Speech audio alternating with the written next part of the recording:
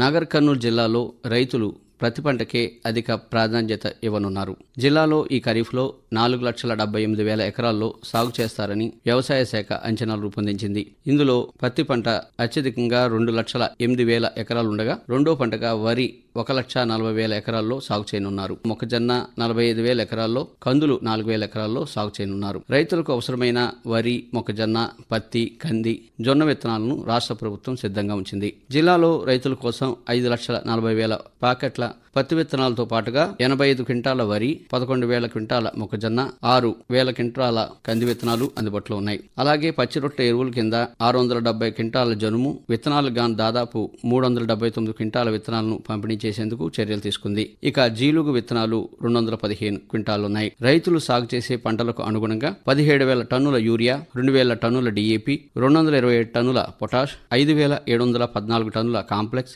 661 టన్నుల super phosphate ఎరువులు August వరకు సరిపడేలా అందుబాటులో ఉంచింది. వేసవి సెలవులు ముగియడంతో ఈ నెల 12వ తేదీ నుంచి జిల్లాలోని 778 ప్రభుత్వ పాఠశాలతో పాటుగా ప్రైవేటు పాఠశాలలు ప్రారంభం కానున్నాయి. ప్రభుత్వ పాఠశాలలో అమ్మ ఆదర్శ పాఠశాల కింద ప్రతి స్కూల్లో 25,000 రూపాయలతో తక్షణ మరమ్మతులు చేపడుతున్నారు. విద్యుత్, మంచినీరు, తలుపులు, మూత్రశాలలు, మరుగుదొడ్లు, కిటికీల రిపేర్లు లాంటి పనులు చేపట్టేలా చర్యలు తీసుకుంటున్నట్లు DEO గోవిందరాజులు తెలిపారు. ఉపాధ్యాయులు ప్రతిరోజు ఉదయం 7 గంటల నుంచి 11 గంటల వరకు గ్రామాల్లో ఇంటింటికి వెళ్లి విద్యార్థులను ప్రభుత్వ పాఠశాలలో చేర్పించేలా అవగాహన కల్పిస్తున్నారు. దాదాపు 8,000 మంది కస్తూర్బా విద్యార్థులకు కావలసిన పాఠశాల దుస్తులను మహిళా సంఘాల ద్వారా కుట్టించే పనులు ఇప్పటికే ప్రారంభించారు. పాఠశాలలు ప్రారంభ రోజు విద్యార్థులకు 2 జతల చొప్పున స్కూల్ యూనిఫామ్లు అందించేలా విద్యాశాఖ అధికారులు చర్యలు చేపట్టారు. అదేవిధంగా 4,50,000 పాఠ్య పుస్తకాలతో పాటుగా 8,50,000 నోట్బుక్లను అందించనున్నారు. జూన్ 9వ తేదీన జరిగే గ్రూప్ 1 ప్రిలిమినరీ పరీక్షను పకడ్బందీగా నిర్వహించేలా కలెక్టర్ ఉదయ్ కుమార్ ఆధ్వర్యంలో చర్యలు చేపట్టారు. ఈ పరీక్షలకు జిల్లాలో 5,221 మంది అభ్యర్థులు హాజరవుతున్నారు. ఉదయం 10 గంటల నుంచి మధ్యాహ్నం 1 గంట వరకు పరీక్షలు జరుగుతాయి. దీనికోసం 18 పరీక్షా కేంద్రాలను ఏర్పాటు చేశారు. పరీక్షా కేంద్రాల వద్ద 144 సెక్షన్ విధించడంతో పాటుగా పోలీసుల ఆధ్వర్యంలో గట్టి బందోబస్తు చర్యలు చేపడుతున్నారు. పార్లమెంటు ఎన్నికల కోడ్తో గత ప్రభుత్వ హయాంలో చేపట్టిన అభివృద్ధి పనులన్నీ మధ్యలోనే ఆగిపోయాయి. జిల్లా కేంద్రంలో సమీకృత మార్కెట్ సముదాయం, జిల్లా గ్రంథాలయ కార్యాలయంతో పాటుగా జిల్లా కేంద్రంలో సీసీ రోడ్ల పనులు ఆగిపోయాయి. ఎన్నికల కోడ్ ముగియడంతో అభివృద్ధి పనులకు అవకాశం కలిగింది. జిల్లాలో జూన్ 2వ తేదీన తెలంగాణ దశాబ్ది అవతరణ వేడుకలు జరిగాయి. జిల్లా కలెక్టర్ ఉదయ్ కుమార్ జాతీయ పతాకాన్ని ఆవిష్కరించి అభివృద్ధి సంక్షేమ పథకాల గురించి తన ప్రసంగంలో వివరించారు.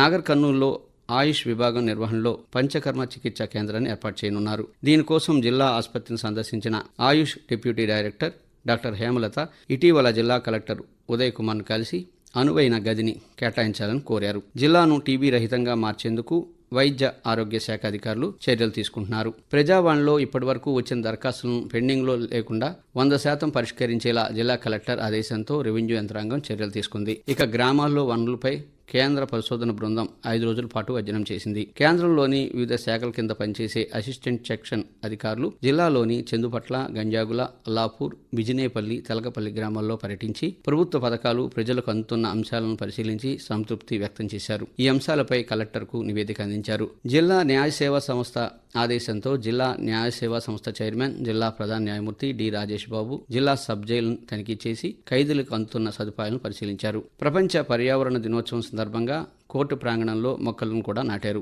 తెలంగాణ దశాబ్ది ఉత్సవాల్లో భాగంగా జాతీయ జెండా ఎగురవేసిన జడ్జి విద్యార్థులకు అవసరమైన 20,000 రూపాయల విలువైన విద్యా సామగ్రిని అందజేశారు. అలాగే ఈ నెల 8వ తేదీన 2వ జాతీయ లోక్ అదాలత్ జరిగింది. జిల్లాలో రాజీ కుదుర్చుకునే కేసులు 8,287 ఉన్నాయని న్యాయశాఖ, పోలీసు శాఖ అధికారులు పరిష్కరించేలా చర్యలు తీసుకునేలా జడ్జి ఆదేశించారు. నాగర్ కర్నూలు పార్లమెంట్ ఎన్నికలు ప్రశాంతంగా జరిగాయి. ఈ నెల 4వ తేదీన జరిగిన కౌంటింగ్లో కాంగ్రెస్ పార్టీ అభ్యర్థిగా పోటీ చేసిన డాక్టర్ మల్లు రవి విజయం సాధించారు.